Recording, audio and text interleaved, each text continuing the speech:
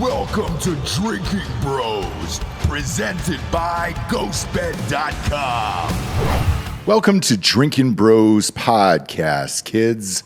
Got a wild guest today, Dan. We've got Bruce Sackman on, the author of Behind the Murder Curtain.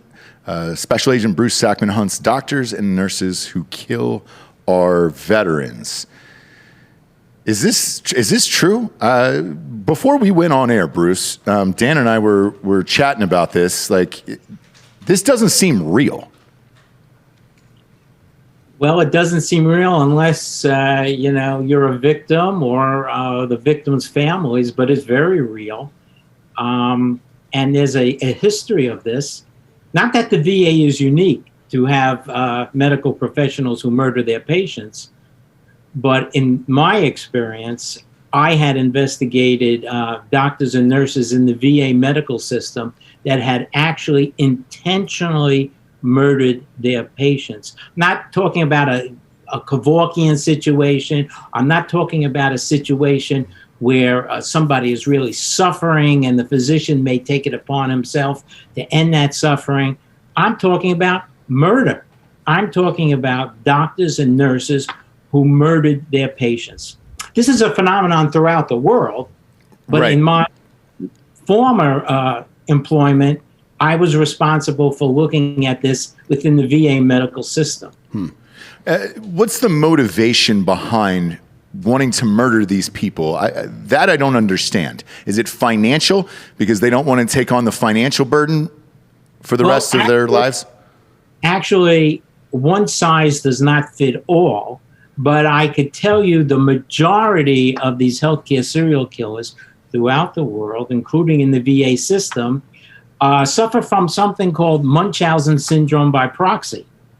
And what that incredible name actually implies is that these Munchausen Syndrome are people who would intentionally harm themselves and then go into a hospital seeking care. Seeking somebody to really feel sorry for them, to take care of them, to show them the attention they don't get.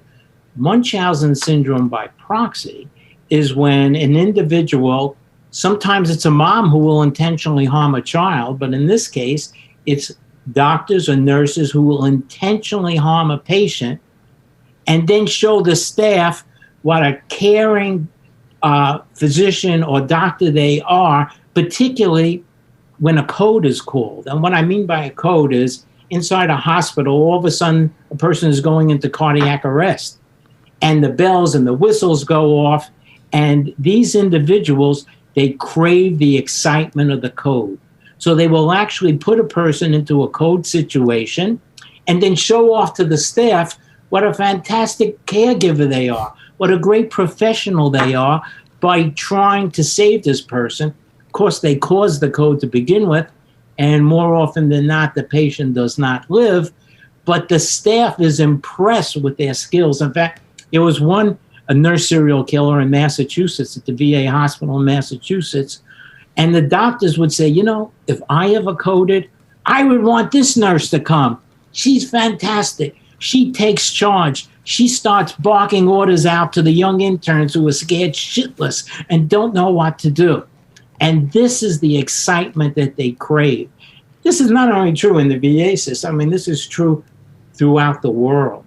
Yeah, I was just going to say there's a very popular podcast that was recently turned into a series called Dr. Death that specializes on in this exact thing that you're talking about, where in this case, it's a doctor who's going in and killing his own patients just because he can, or oftentimes maiming them to certain ways. Like one was, I believe he paralyzed his own best friend from high school. You know what this sounds like? That Munchausen syndrome sounds like what's that documentary that Dave Chappelle references? I've mentioned it on the show before, where the pimp is explaining how he gets women to be subservient to him. He's like, he beats the shit out of them with like a fucking an extension cord, and then he leaves them in there for a while. Then he comes back with like water and pills and be like, here, I'll take care of you, right? So it creates a circumstance under which he has to take care of that person. It is the same kind of strategy that you use during a torture session, by the way. So these people have there's something fundamentally wrong with them as human beings. And somehow they slip through the cracks and wind up in medical service. There's only one rule in medicine: it's do no harm, right? And it's existed before Western culture existed. It's been around for a while. Somehow we don't do a very good job of deciding who we allow to have control over our lives in a lot of ways. American politics is a good example of that, right?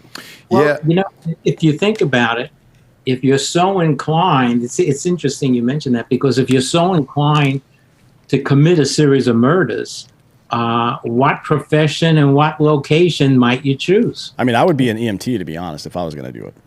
Really? Well, because there's no cameras on the fucking back of an EMT truck. Nobody's been admitted into the hospital yet. There's no paper trail for this person. They're just a victim on the street at that point, right? Yeah. And with COVID, remember, families are not allowed in the hospital, right? That's true. And with HIPAA, the cameras are very, very limited. There are really no cameras in the patient's room. There are only cameras in the hallway. So between COVID and HIPAA, that really sets the stage where somebody might be inclined to commit murders. But if you are inclined to commit this, wouldn't you want to work with a group of people who have taken an oath, who have dedicated their lives to saving people, to saving lives? So if you could hide in that environment, an environment that everyone trusts, listen to that doctor, sweetheart, listen to that nurse, they have your best interest in mind. And of course, 99.9% of the time, they do have your best interest in mind, all right? But if you're working in that environment, there's a fair chance you're going to get away with murder. Now, you've worked in the U.S. Department of Veterans Affairs for a long time. You've been Office of Inspector General, Criminal Investigations Division, and you just recently you retired in May of 2005 after 32 years of service. What made you want to come out and talk about this and bring this subject to light? Because I wanted doctors and nurses, and particularly managers of healthcare facilities, to be aware of this. Right. Be aware that it's going on, and how to spot these people, and how to report these people, and how to investigate these people. It took me a long time to learn myself how to do it, and that's the information that I wanted to impart to others. Man, it's so wild to wrap your mind around why someone would even want to do this. Well, I mean, and it's hard to comprehend. You can't really think about it in that way because these people are fucking crazy. Right? This is what everybody. When John Douglas wrote Mindhunter back in the day, like you've probably seen the series on Netflix, right? Yep. But when he and those guys were going around, Mark Shocker, I don't remember how you say his name. When they were going around interviewing all these serial killers, people in the FBI even didn't even believe that what they called sequence killers at the time was even a thing.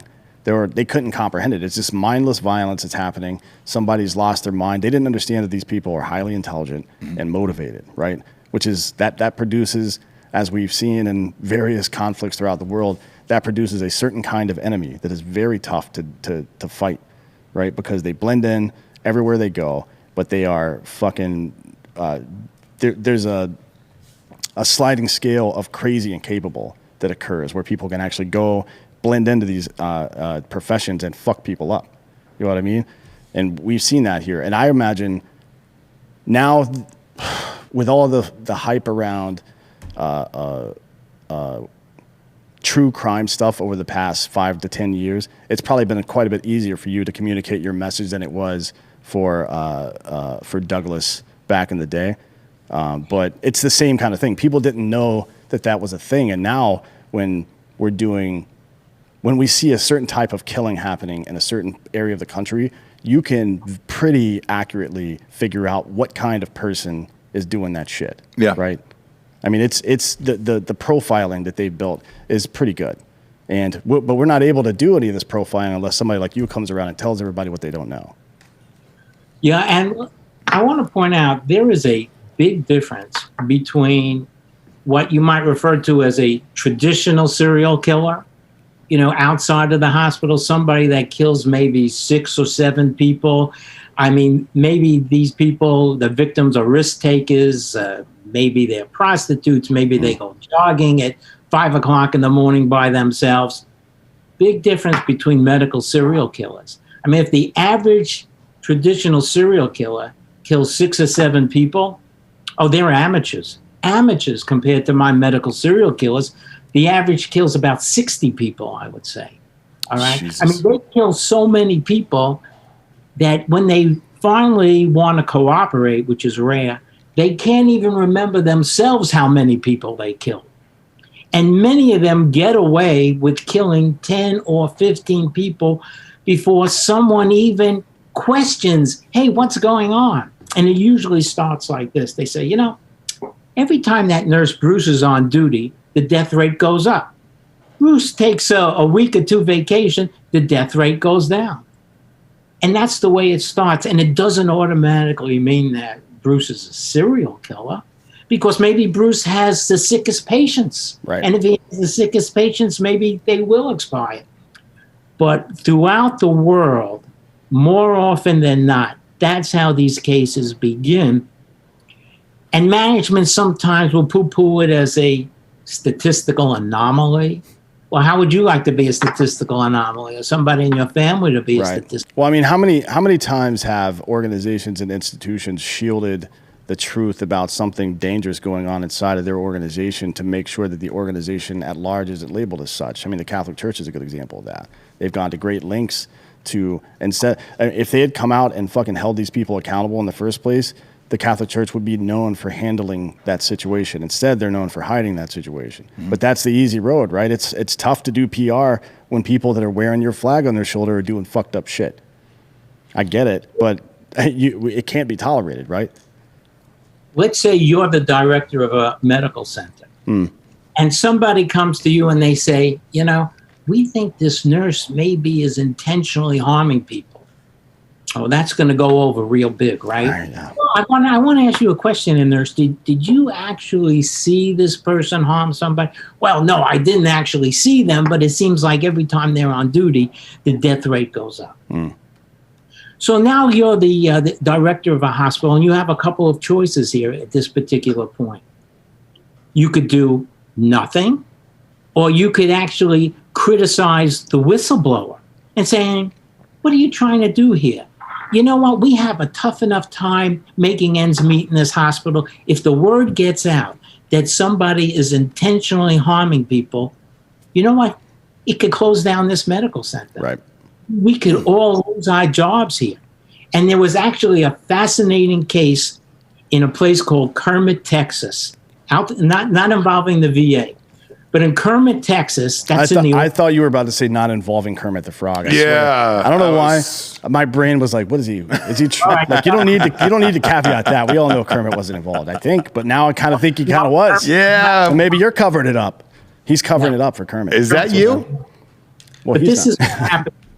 The 2 nurses who were actually the entire compliance department of that hospital, they suspected a doctor of harming patients, and they went to management. And management said, do you know how hard it is to find doctors in Kermit, Texas? Why, we have to go all the way to the Philippines. And we'd even go further. So, you know what? Unless you actually saw this doctor harm patients, just go back to your office and keep your mouth shut. So they said, well, what the hell are we going to do now? We went to the management, and the management poo-pooed it. So one nurse said, I got an idea. You know what I'm going to do? Let's send an anonymous letter to the state of Texas Medical Board telling them about this doctor, but we'll keep it anonymous. Well, the doctor finds out about this. He gets wind of it, and boy, is he pissed. So what does he do? He calls the local sheriff, who happened to be one of his patients, and he says, Sheriff, I think these women are intentionally trying to harm my reputation. And the sheriff says, don't worry about it, Doc. I'm on the case. And he gets a search warrant. He goes into their hospital computers, and he finds out that they were actually the author of the anonymous letter to the state claiming that he's harming patients. Wow. So wait. So what happens? The sheriff convinces the local prosecutor. They actually charge these women with misuse of official information, which is a felony in them parts. All right. And first nurse goes to trial. So they get fired, they get arrested for being a whistleblower. All right. Goes to trial. The jury comes back in about 15 minutes and they say, "What, are you kidding me? These nurses deserve a medal for what they did, not to be criminally prosecuted." But let me ask you this, what kind of message does that send out to the nursing community, to the medical community? Yeah, they won at the end. Right. They won their case and they got money out of it. But look at the hell they went through now. I want to ask you this question, nurse. Are you prepared to go through that hell as a whistleblower? Because it could happen. Right. What was your first case? How did you get started in this, and how did you get so deeply involved? And how long did it take you to convince yourself that what you were seeing was real? I mean, I know working in the FBI for that long, you probably dealt with some super fucked up people. So your measure for what people are capable of is way different than just some civilian walking the street. I mean, people like us that have deployed to wars and shit, I know what fucked up really looks like, and it's not here. So even then, the idea of healthcare professionals within the VA system specifically murdering people, that seems like a bit much. Like typically sequencer or serial killers have some kind of code. Like they won't do this or they won't do that because it's all built around this abstraction in their head. It's weird that somebody would just be an opportunistic killer and choose the VA of all places, but maybe it's like the same reason Jack the Ripper, I talk about this all the time too. He murdered prostitutes because nobody gave a shit. Yeah. You know what I mean? Nobody's going to fucking investigate that case. So maybe it was that these people saw the VA as a leaky bucket, for lack of a better phrase, that no one cared about. Right? Well, I'll tell you how it all began. Okay. You know, I was the special agent in charge of the U.S. Department of Veterans Affairs Office of Inspector General. And that meant I had the responsibility for all major criminal investigations from West Virginia to Maine. That covered all the hospitals, the regional offices, Wow. the whole package of the VA. And then that's where Walter Reed is as well, right? Yeah, but Walter Reed is not VA. Walter Reed is the Army. Oh, that's a DOD. Okay. It's DOD. Okay. So VA, usually what happens is that after they're treated at the DOD facility, they wind up at the VA facility. All right. So what happened was one day I got a phone call from the chief of psychiatry at the Northport VA Medical Center out on Long Island. And she says, "Bruce, you're not going to believe this, but we actually have a doctor working here treating our nation's heroes who spent time in prison for poisoning his coworkers." And I looked at the phone, I looked at my calendar and says, "Is this like April 1st, like an April Fool's Day?" I couldn't believe that in the VA system, we would actually hire a doctor who spent time in prison for poisoning his coworkers. But I was wrong. That's exactly what we did. And his name was Michael Swango. Right? And I'll tell you a little bit briefly about Michael Swango. When he was in medical school, he was referred to as 00 Swango, licensed to kill. Hey, they could have done better with that one. I would have gone Swango Unchained. But that's but that movie hadn't come out yet. True. True. Because it seemed like every time he visited patients, they would die unexpectedly. And they went to the dean and they said, "Hey, Dean, we don't think Swango should be a doctor." And by the way, Swango is an ex-Marine with an honorable discharge. And the dean said, "I don't care what you guys think. You're only the students. I'm the dean. I think he just needs a little extra training." So they gave him a little extra training. And he winds up going to Ohio State University Medical Center. Whoa, that's where I went. That's where I went to school. Okay. Yeah. He's a Buckeye. And there was a young student there, a gymnast. Her name was Cynthia McGee. Cynthia McGee gets in a car accident with another student. And she's actually improving in the hospital until she gets a visit from Dr. Swango. And then she dies unexpectedly. Well, what do you think happened? Did Swango get charged with that? No. The other student who had hit her with his car gets charged with vehicular homicide. but he didn't kill Cynthia McGee. It was actually Swango. And patients start dying unexpectedly, but they can't prove it's Swango because these cases are incredibly difficult to prove. But eventually Swango leaves and he goes to his first love, as you mentioned, being an EMT, right? Because he loved the excitement of being an EMT. And when he would periodically bring in some snacks and things for his coworkers, including donuts that were sprinkled with arsenic. And What then the he fuck? Oh, wow. That's like bad television. What the hell? And I like how you say it's just so calmly, like this is another day at the JOB for you, which it kind of is, I guess. And then he would call them up and ask them to tell him, what were the symptoms? Tell me what was wrong with you. See, he wanted to relive the excitement twice. Once by actually poisoning them, and then the second time by listening to how they suffered from the poisoning.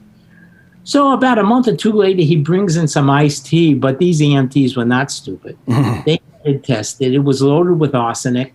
The police did an excellent investigation. They went to his home. They found all kinds of poisons. And he gets sentenced to 3 years for poisoning his coworkers. 3 years? God Wow. damn. I'm going to start, if that's all it takes, and I've got a better lawyer than he does, for sure. Yeah. You guys are fucked. We're going to start poisoning everybody. 3 years, huh? Oh, wait, it actually gets better.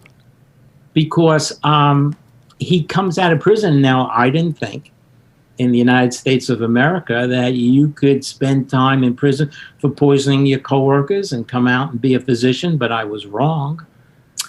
Because he comes out and he's very, very clever. You know, the sociopath is very, very clever. And he has a great way of speaking with people and convincing people of his story. And he starts changing documents and altering things. And he convinces people. Well, he says, you know what? I'm a tough ex-Marine, so I spent 6 months in prison because of a barroom brawl. But here's a letter from the governor restoring my civil rights. And they bought into it. Next thing you know, he's working at a VA hospital on the West Coast. And he meets a nurse, a VA nurse, and they get engaged. And everything's wonderful until the story comes out that he had spent time in prison for poisoning his coworkers. And his fiancée, she keeps getting a lot of headaches and break up. And she goes home to Virginia to mom and dad. And she said, you know, I really loved this guy, Swango. I thought he was the man of my dreams. And then this story came out. I just can't take it anymore. So she goes to the park, she takes out a gun, and she blows her brains out. Jesus Christ. Well, you can't blame Swango for that, can you? Well, actually, you can, because even though the body was cremated, the family kept a lock of her hair, and we kept the hair, and it was loaded with arsenic. So Swango was even poisoning his own fiancée. Would that be Holy like, shit. I mean, even without the poison, though, isn't there something available, like depraved heart murder for a situation like that as well, where the person gets forced into a suicidal situation? I don't know if, I mean, it's hard to prove that shit, I guess, but having arsenic in the bloodstream or in the hair is that's a pretty good sign. Yeah, it's pretty convincing. Especially coming from her fiance with a long history of this. Yeah. So anyway, I mean, he jumps around the country, and the next thing you know, he winds up going to Stony Brook University Medical Center on Long Island. New York, yeah. And he's going for a residency, and guess what field that it's in? It's actually in psychiatry, which means he had to go in front of a board of trained psychiatrists and convince them that he should be in their medical program. And he was so convincing that he convinced this board of psychiatrists to allow him. And Stony Brook University has a teaching arrangement with the Northport VA Medical Center. And that's how he wound up in my neighborhood in Northport. And then I got that call that I told you about. And I found it hard to believe, but I said, I have to go meet this guy. So I hop in the car with one of my agents and go visit him at the Northport VA Medical Center. And this is a handsome, charming ex-Marine physician. if I didn't know better, I'd probably want to introduce him to my daughter. I mean, if she brought home this ex-Marine physician, I'd go, holy cow, yes. Yeah. All right. And he was very handsome and charming, and he started with that same, story that he gave everybody else.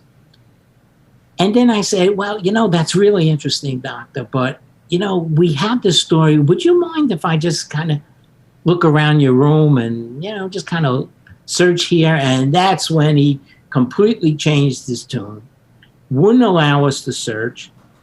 I call up the U.S. attorney, who would not give me a search warrant because we didn't have any evidence that he committed any crime out in Northport, VA. And next thing you know, the guy's gone. And he goes to Zimbabwe, Africa, because there's a shortage of physicians there. And when he went to Zimbabwe, Africa, he killed women and children and pregnant women, poisoned his landlady. And now he wants to go on to Saudi Arabia. But in order to go on to Saudi Arabia, he had to return to the United States to renew his passport.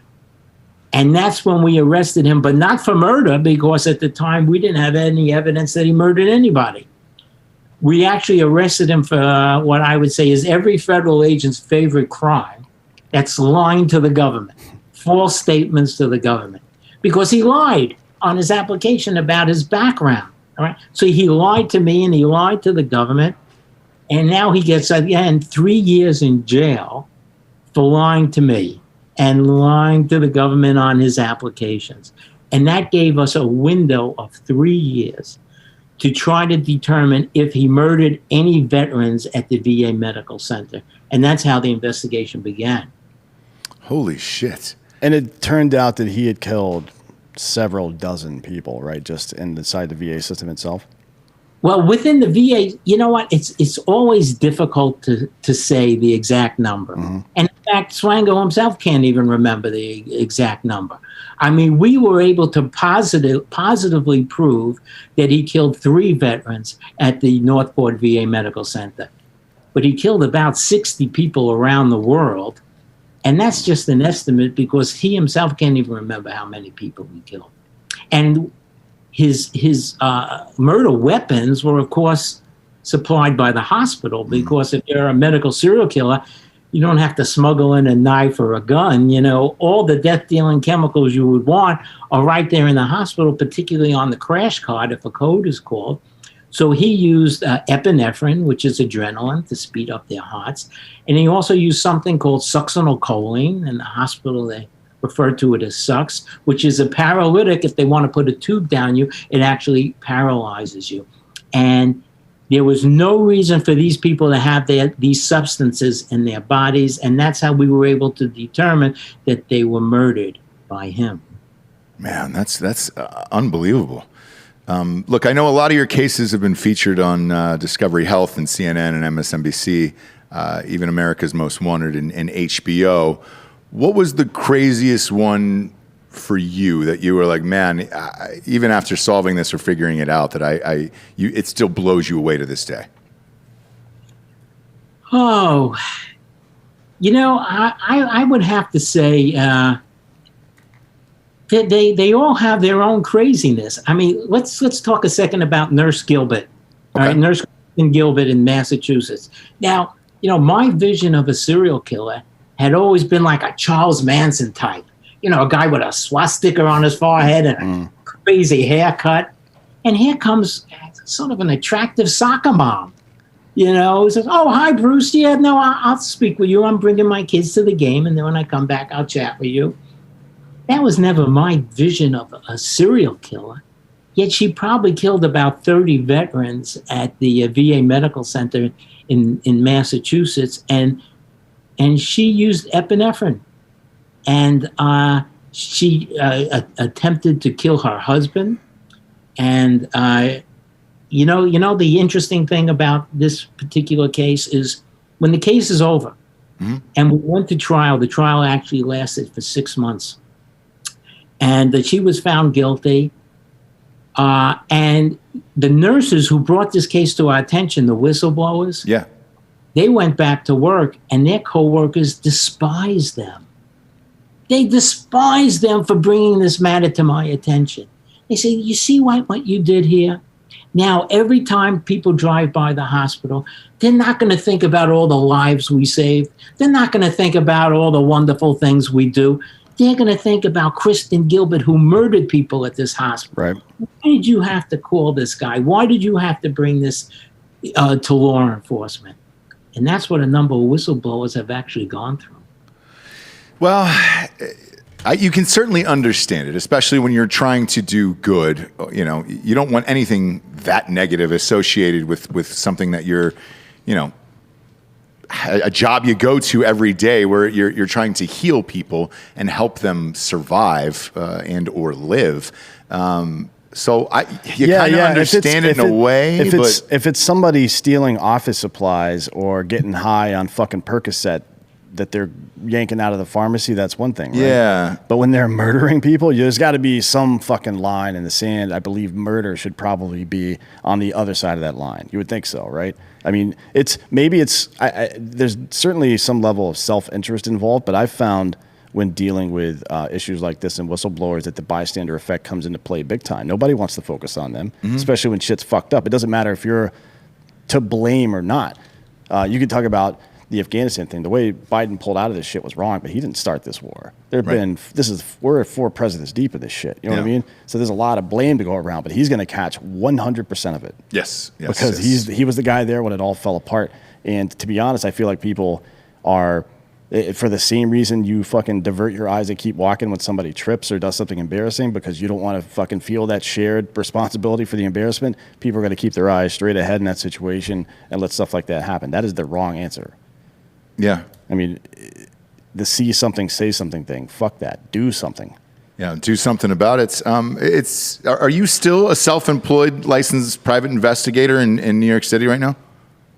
No, I've actually retired from that. I just do consulting and writing now.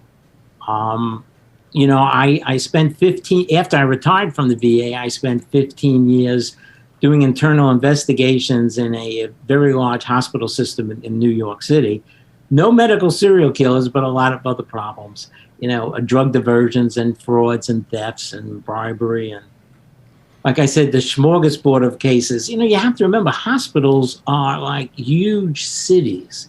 I mean, the hospital system that I was involved with is $8 billion hospital system. Can you imagine how much procurement they do?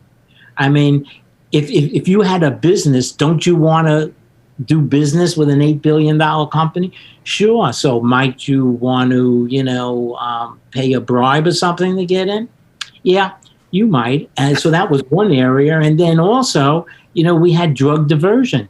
We had doctors and nurses who were stealing drugs, usually for themselves, but not always. In fact, we had a case where the director of pharmacy diverted 200,000 doses of oxycodone from the pharmacy over a 5-year period. Wow. And that was the largest known diversion by a pharmacist ever. That's crazy. You don't have their number, do you? Yeah. Totally kidding. How do you compartmentalize this stuff? And like, you seem like the nicest, most affable guy who's seen the most horrific shit on the planet. How do you compartmentalize this and just go to sleep at night and be like, well, that was, and I enjoyed the Ozarks tonight or whatever you were watching. I enjoyed White Lotus. Are you asking why there's a higher propensity for alcoholism in police officers? No, you're answering your own question. With him personally, you seem completely normal. Maybe there's something dark there, but just talking to you today, you seem amazing. Whereas Dan seems like a fucking piece of shit. Like, oh yeah. You know what I'm saying? I'm openly a piece of shit. So, correct. Yeah. How did you get through all of this, dealing with this on a day in and day out basis for so many years? You know what? I don't really give it much thought, to tell you the truth. I just kind of roll with it. I mean, at first it was a bit of a culture shock because, as I said, I was basically a white-collar crime investigator until I got that call about Swango. Next thing I know, sometime later, I find myself in a cemetery where we're exhuming bodies and we're digging up bodies. This isn't stuff that white-collar crime investigators to do. Then I find myself at the Suffolk County Medical Examiner's office witnessing autopsies. I had never been in a situation like that before. It's a real culture shock at first, but after a while, you know, like anything else, you kind of get used to it. I mean, the worst part of this all, I say, you know, of these cases is when you have to deal with the families of the victims, you know, because what we would have to do, let's say in all our cases, not only would we get a court order to exhume the body, but let's say it's your dad, I would have to ring your doorbell and say, good afternoon, sir. My name is Bruce Sackman. I'm from the VA Office of Inspector General, and we have reason to believe that your dad's death at the VA hospital was suspicious. Can I have permission to go to the cemetery and exhume his body and do an autopsy? I mean, that's a visit you'll never forget. Oh yeah, that's a weird one. Yeah, that is, and I tell you, the families were fantastic. I mean, they all agreed. On some occasions, the families would actually want to come, and they would actually want to witness the exhumation. Most of the times not, but sometimes they would. You know, and of course, we were very respectful. Our agents brought flowers for the family. We were very careful to, when it's over, to replace the coffin in the ground respectfully. We had a world of respect for not only the families, but the deceased here. But it's an experience. It really is an experience. When you guys were exhuming bodies, did you ever see anything weird inside the coffin where you're like, oh, shit, I was definitely not expecting to see that? Like somebody got buried with their favorite dildo or something like that? You know what? That is not as uncommon as you think. I know. Wait, what would you be buried with? Me? Yeah. Well, so it's the reason why I bring this up. This is no lie. He's got to caveat it up front because it's fucking weird. Yeah, Otherwise, he would have just said what it was, Yeah. like the family pet or whatever. No, it's gonna be like some fucking weird shit, like a pair of socks that you pounded off into in high school or some shit. No, look, it's just my baby shoes, you know. But I want them put on because they're only going to fit again after my feet disintegrate. So I want my baby shoes back on. No, but the reason I bring this up is no lie. I think on my Instagram page last week, I had posted about there's a culture in Indonesia where every 3 years, the Torrejon people. Oh yeah, I saw that. They dig up the bodies and exhume the bodies every 3 years, dress them up, and then they have a party and or celebration with their deceased relatives. It's a little macabre, but yeah, but so is burying people in the ground. You know what I mean? One of the guys had a hat on like sideways as if he was, you know, maybe a gangbanger kind of, or drive-by type of dude, or just loves some codeine, some perp. Yeah, maybe he just needed to see better. Yeah, so I'm assuming, you know, because when I saw that, I was like, holy shit, that's wild. Now I'm like, well, it makes sense. There was a viral video going around this morning where everybody's dancing over this guy's coffin who's about to be buried, and a girl is twerking over his face, and then they proceed to pour out 40s of beer all over the coffin. And then they just placed the empty bottles inside the coffin, and then that's how they were buried. So that's why I'm asking this, is this has been going around the last couple weeks, and I'm like, shit, man, people really fucking put weird shit in there. What's the weirdest thing you've seen? Well, there were beer cans. Somebody got buried with their favorite beer. But, you know, the one thing is it actually kind of helps us to identify that we have the right body, because sometimes coffins could shift. You know, if there's a flood or if there's been a lot of underground water, digging up a body, and you may not have the right body because the right body shifted to the grave next door. So if they say, well, you know, we buried Dad with his favorite shoes, his favorite can of beer, whatever, that's actually kind of helpful. Okay. For us to identify the bodies, you know, and bodies come in different states. It all depends on the embalming process. You know, I mean, sometimes if you put in a lot of embalming fluid, the body is going to look a lot better than if you didn't. Now, the first body that I saw, do you remember that show, Tales from the Crypt? Oh, yeah. Oh, yeah. So remember what that character looked like? The Crypt Keeper. Yeah, Nancy Pelosi. It's Nancy Pelosi, yeah. That's sort of like what the first body looked like. But then other bodies look much more pristine depending on the embalming process. Well, some of the ones we saw in that India thing looked like they had only been buried for maybe a couple of months, not 3 years plus, right? Yeah. Like there was still plenty of tissue and shit on that body. I don't know what India does as far as embalming goes, but I don't either. But I was very surprised to see that. do you remember in Yellowstone when Rip digs up his dead mom so he can give Beth the ring? Yeah. And they were like, oh, the question was between the two gravediggers of like, hey, who did the embalming? And it was like, well, if it was so-and-so, the body's going to look pretty good. And I didn't know that was a thing. So you're saying that is a thing. If you embalm a body correctly, they'll be more naturally preserved than maybe others. correctly is not the right word. Just it's two different ways of doing it, probably, right? Like, what's the purpose of making the dead tissue in the body last longer? Who cares? In case you want to dig it up, Dan, and party later. You know what I'm I guess. saying? So I mean, yeah. So there is a difference. That's real. There is a difference. Wow, that's crazy. With you knowing what you know now, do you even want to be buried or do you want to be cremated? I'm a cremation guy myself. Yeah, I try not to dwell on the topic, but either one would be fine because I'm not going to really know. Yeah. So either one, whatever the family, would prefer, but cremation is fine with me. Okay. And what does your wife think about The lock of my hair, just in case. Yeah. Keep a lock of your hair. Yeah, great hair, by the way. Way to go. What does your wife think about what you've done for a living? And what are the conversations like at the dinner table before you retired? We don't really chat about it that much. She was always concerned that one of these medical serial killers might escape prison and come looking for me, But other than that, which is not going to happen. I mean, Swango was in Supermax Federal Penitentiary. Mm-hmm. He ain't getting out.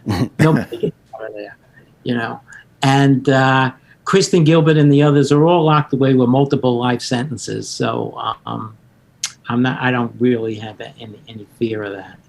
I'm going to be honest with you. You have the demeanor of a serial killer. Like you're almost too nice of a guy for what you've done as your career and profession. Well, I mean, you either internalize that stuff and it becomes part of your character, or like he said, he just doesn't dwell on it. I mean, that's a strategy, right? Mm-hmm. It's why the shower principle works. You're distracting your prefrontal cortex and letting your body do mechanical shit. It's the same thing. There's plenty of psychological studies that have been done on that, like one we talked about not too long ago, where we think that the mind controls the body, but when you're depressed, the act of forcing yourself to smile can create endorphins in your body that actually make you happier, right? So there are physiological things you can do to affect your mind as well, is what I'm saying. And people like him that has to deal with that shit all the time probably just fucking leave that shit at work. Yeah, it's amazing you're able to. I like it's shocking. Yeah, well, it just kind of goes with the territory, but. No, I don't. I never lost sleep over it. I had nightmares over it or anything like that. I say, the most dramatic part is when you're dealing with the families, understandably. In fact, interesting, in the case of Kristen Gilbert was a death penalty case in a state that does not have the death penalty. Now, how could that happen? Well, because the crimes occurred at a VA federal facility. All right. She was actually charged under federal law, not Massachusetts law. And she was charged in federal court. So after a 6-month trial, there's a second mini trial where the jury has to determine whether she should get the death penalty or not. And that's when the family has an opportunity to come up and talk about Dad. And at this mini trial, they show pictures of Dad in the service and pictures of his life, pictures with him with the grandchildren and all. And, the interesting thing about this, you'll hear from all the families, is that they never thought that Dad was going to expire when he did, because they thought that Dad was doing fine. In fact, some of them actually went on vacation, say, oh, we can leave Dad, he's doing fine, only to get a phone call from somebody like Swango saying your dad expired. And when Swango would call them, he would go into great detail about their last half hour of death, because that was giving him the opportunity to relive the excitement of the murders that he had committed. So it was really a terrible thing. That's a pretty common thing too, right? People returning to the scene of the crime. I would imagine somebody that joins that profession to commit those types of crimes, that's just kind of intrinsic to your workplace at that point. Like you can do that shit whenever you want. I mean, that's got to be pretty attractive to a fucking psychopath. Yeah, yeah. If you have it, if you don't, like the scene of one of the crimes that I attended in person was that Falcons Super Bowl loss when it was 28-3. I won't return to that stadium, and then therefore it proves that I'm obviously not a psychopath. But I won't go back to the Houston Texans Stadium ever again after what I witnessed there. Because I just don't have that in me. I don't have that in me. I want to ask you about some of your editorial reviews here on your book, because how did you get Terrence Winter, the creator and executive producer of Boardwalk Empire? One of my coworkers knows him. No shit. Yeah. Because that's a hard guy to get a hold of, and you'd imagine oh, hey, dude. Does he have time to really sit down and read and go through it like this? And I'm always curious whenever we have authors on the show, because when you have a guy like Terrence Winter, I was like, man, that guy doesn't sit down for anything. Oh. Yeah, one of your coworkers knew him. Got it, man. That's a big pull right there, by the way. It was a beautiful thing. Yeah, it's a big pull. So what do you do to occupy your time now? After living the life that you had, do you just kind of retire and then forget all about it? No, I actually, I have two other books. One I'm writing now. The other book is called The Art of Investigation. It's a collection of stories by investigators all over the world. And now I'm doing a second book with the same title, Book 2, The Art of Investigation, which is used by criminal justice students throughout the United States. And I enjoy going to lectures. I mean, last week I was at the International Homicide Investigators Association, and I lectured there for a couple of hours to homicide detectives. And I've been around the world. I've been to London and Wales and Stockholm and Dubai, actually, speaking to audiences about this. My favorite audience is actually, believe it or not, are the nurses. I mean, they are really very interested in this and why their co-workers engage on rare occasion, Yeah. Why they engage in this kind of activity all over the world. There was a couple of nurses in Canada. Italy has a number of nurses. Germany, interesting thing about Germany, there's a nurse that killed, the German police who I recently met with, they suspected maybe 300 people, but he was actually charged with killing about 100 people. The same thing, Munchausen Syndrome by proxy. And which is also common from these medical serial killers, they travel from hospital to hospital to hospital. So when the first hospital suspects something, they never say anything to the second hospital. They're just happy to get rid of this person. And then after a while, at the second hospital, they suspect something. So they're happy to move him on to the third hospital. So these people travel to hospital until they finally get caught. Now in Germany, for the very first time that I'm aware of on the planet Earth, the German prosecutors have actually charged the managers who knew this and allowed the person to pass on without actually notifying the police. And that's the one and only time that I'm aware of this ever happening throughout history. Wow. Do you look at famous cases that go on and try to diagnose it or try to figure it out on your own, knowing what you know? Did you look at the Casey Anthony case, for example, and say, all right, I know how she killed her daughter? No, you know what? I don't. My area of expertise are medical serial killers, and I really don't claim to have an expertise in any other areas. But if there are doctors and nurses involved, then inevitably I'll get called by either the prosecutor or the investigators. There are a couple of them ongoing now to assist and give them my experience, because it takes a team of people to investigate these cases. I don't care if you're the reincarnation or Sherlock Holmes. I mean, it requires physicians who are expert in chart review. It requires toxicologists. It requires investigators. It requires this wonderful, relatively new profession called forensic nurses, that are nurses that are trained in both the science of nursing as well as forensics. And they are phenomenal, because they could bridge the gap between the very high-tech science that lay people don't understand and the investigators. And they are just a phenomenal group of people. So when you have the right team to put together, then there's a high probability that you'll be successful, but it takes a very long time and a lot of work and a lot of money. And most local police departments, they don't have the money. Hey, look, let's say, I'm from a local police department and I go to the hospital and I meet the hospital director. He'll say something like this. He'll say, thank you very much, officer, for coming to this hospital. We were as concerned as you were about these allegations. So you know what we did? We appointed a board of our very, very best physicians, and we had them look at the patient's records. And you know what they determined? They determined that all the patients died as a result of their natural disease processes. Sometimes we even, did autopsies. And if you look at the death certificates, it clearly states the cause of death, usually myocardial infarction or some kind of heart-related ailment. So now, officer, if you want to challenge all this expertise, well, go ahead. But this is what our report says. And how many police departments are just going to turn around and walk out the door and say, thank you very much? Right. When you have a mayor and a city council that holds you as a chief accountable based on your clearance record for murders, right? Mm-hmm. You don't go looking for murders that you don't have a solution to already, because that's how you get fired, unfortunately. Right. I mean, we go watch the goddamn Wire. You think it's fiction, but that is exactly how it works all over the fucking place. We've been talking about that shit all day today. I mean, you can see it pop up all over the place. It's people who are more concerned about themselves and their status and position, or more affected by their fear than they are driven by doing what's right and taking care of other people. That's a huge problem in our society these days.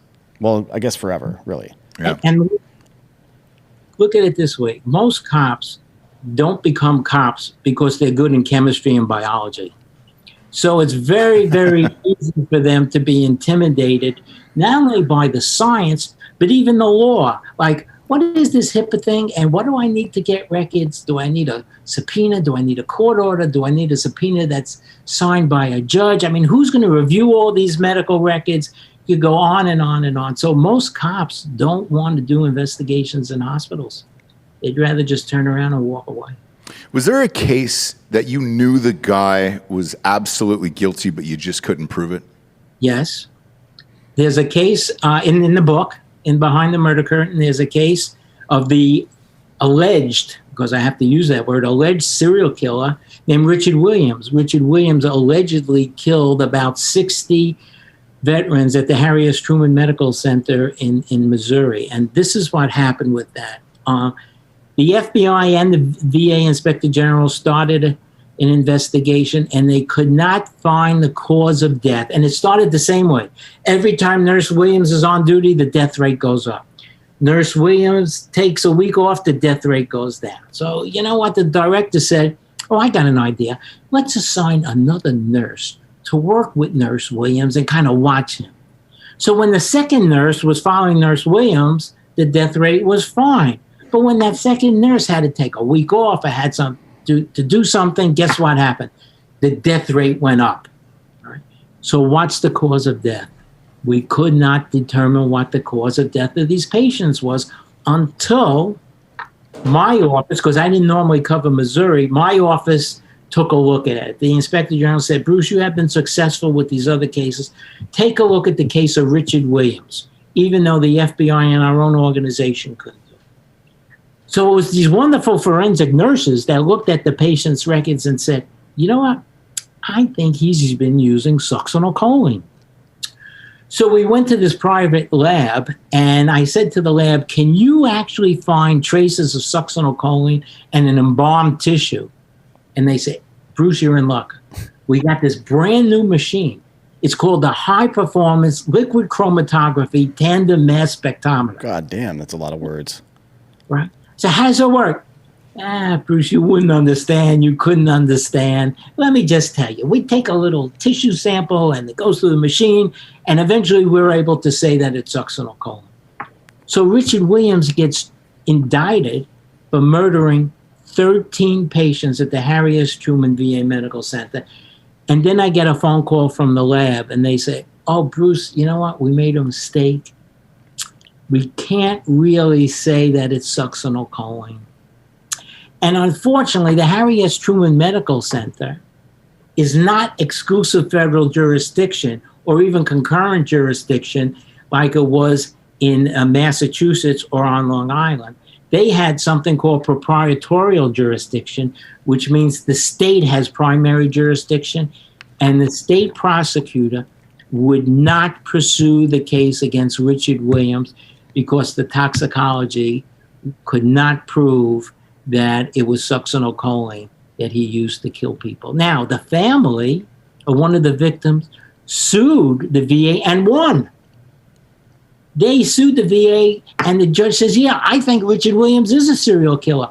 But there's a big difference in the level of proof between a civil case and a criminal case. Because a civil case only requires a preponderance of evidence, which is like 51% of the evidence. Right. While a criminal case is, beyond a reasonable doubt, and the prosecutor felt that he could not prove that case. So Richard Williams no longer in the nursing profession or in the medical profession. But I think that he killed people? Yes. But until I can prove it, it's just an allegation. Do you still? And that one sticks in my craw. Yeah. Did you keep working on it even though, it was done and everything else? We're hoping is that the science will improve and that the scientists could actually come out with a positive determination that these people had succinylcholine in their bodies and they shouldn't have succinylcholine in his body, and he was the one who administered. But until that time, it's just he's an alleged serial killer. Where is he at today? He's still in Missouri somewhere, Last time I looked, he's certainly not working in the medical profession at all. Had a variety of jobs. He's a real loser. But he won. He won this one. I mean, so far, we're still trying. But right now, I cannot say definitively that he murdered anybody. Wow. That's crazy. Yeah, because you look back at it, because there's been a lot of cases that have been overturned once the science catches up to what the evidence that was presented, and it's easier in hindsight to say it because you have the technology and science, but with you're still waiting for more to be done, so some of these cases could potentially get solved. Exactly right. Man. Exactly right, because there are still drugs on that crash cart that are untraceable even with today's modern toxicology, particularly in embalmed tissue. That's crazy. Now's the point in the show where we get to this thing called the Drinkin' Bro of the Week, which is someone who has inspired you or helped you become the person you are today. Who would you like to give the Drinkin' Bro of the Week to? I would have to give it to Dr. Michael Baden, the forensic medical examiner. If you recall, he had a show called Autopsy on HBO. Oh, yeah. Remember a number of years ago? And when I first got this case, the Swango case, I don't even think I could spell homicide. I had no idea how to do these investigations. And my boss said, I want to introduce you to Dr. Michael Baden. And learning how to do these cases from Dr. Michael Baden was like learning physics from Albert Einstein. I mean, you just couldn't get a better teacher. And he took me by the hand and explained to me how to do this and work with me in every one of my cases, and he's just phenomenal. That's awesome. Well, the book is called Behind the Murder Curtain. Special Agent Bruce Sackman hunts doctors and nurses who kill our veterans. It is out everywhere today, hardback, paperback, Kindle, you name it. No audiobook, Bruce, huh? I know. From your mouth to the publishers, I keep asking for it, but I'm not getting a positive response. Who is the publisher, by the way? Well, it's actually a subsidiary. Yeah, it's actually a subsidiary of a large company, but it's known as Post Hill Press. Okay. Hill Press, and here's the book, and I hope everybody reads it. I particularly like when my medical professionals read it, because I really want them to know what's going on out there. And I am very, very concerned about the future, particularly with COVID and particularly with all these biomedical devices now we're hooking up to patients that are internet-based? And could any of them be hacked and result in the murder of our patients? I believe the answer is yes. Why COVID? Well, because, COVID has required hospitals to recruit people on an emergency basis and kind of suspend the thorough background investigation that they would automatically do. Look, I understand that if the enemy's coming over the hill, you don't have time to do a full background investigation on every troop that's out there to defend you. So now we have these terrible increase in cases, and the hospitals need doctors and nurses. And most of the traveling doctors and nurses are outstanding, but this would give an opportunity for somebody almost like a Swango to kind of sneak in because of the crisis situation. Yeah, it makes sense now that you say it out loud, because, flu deaths have magically vanished. And well, I mean, it's after Katrina, there is a lot of people in the FBI have a number of different suspects that they think just went fucking roughshod over Katrina afterwards and murdered a bunch of people because there's nobody down there to pay any attention to it, I guess. And then also, like he's saying, the situation was so fucked up. I mean, there were so many people deployed to that area. There's no way you could have accounted for everybody. Right. You know what I mean? You could just you don't even necessarily have to work for one of the organizations. You could just put a fucking road guard vest on and walk out there, and people are going to assume you're there to help. Right. You know what I mean? Just that kind of situation breeds any situation like that. Whether it's, I mean, look at all the institutions in the United States and globally as well, but in the United States that are designed to work with and protect children, and how rife they are with abuse. Because that's where what they want is. So obviously they're going to show up there. We should expect that shit. I mean, unfortunately, we should expect that there are people trying to infiltrate the medical system, particularly any place where there's high demand or weak security. We should expect that, unfortunately. Yeah. But we don't like to admit that because it says something about humanity, and I think people take that shit personally. Like how I think people block themselves from believing that people could be that evil. But that is how it is. Bruce, you're a fascinating guy. We greatly appreciate you joining us today. Tell everybody where they can find the book and you if you're on social media. Sure. Well, the website is the title of the book, BehindTheMurderCurtain.com. And the book is available on Amazon and all the major big book places. You could download it. You could get a hard copy. Read it and then give it to someone that's in the medical profession, and have them read it and comment on it. All right? Because this isn't something that I'm trying to hide. It's just the opposite. I'm trying to let people know. And look, the overwhelming majority of healthcare providers are honest, hardworking, dedicated people. In fact, the hospital that I used to work in, they perform miracles every day. But because that environment is so otherwise wonderful, that enables people to take advantage. And when the healthcare professionals see something, they really have to say something because they could save lives. Why wait? A famous serial killer, his name was Donald Harvey. I don't know if you remember the name. Donald Harvey, he killed people in the VA and outside of the VA. And he has this famous quote.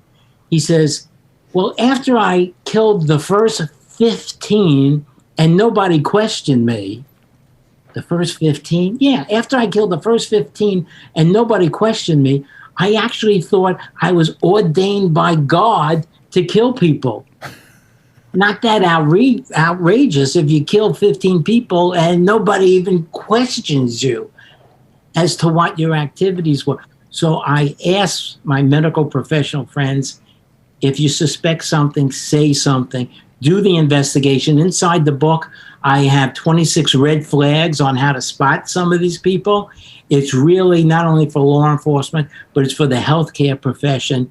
And, we love the work they do, but we are dependent on you to weed out the very rare bad apples that could kill hundreds of people. Okay, will do. I'll check out the book. Again, Behind the Murder Curtain, Special Agent Bruce Sackman hunts doctors and nurses who kill our veterans out everywhere. Thanks for joining us today, Bruce. For D'Anthony Holloway, I am Ross Patterson. We are the Drinkin' Bros podcast. Good night, everyone.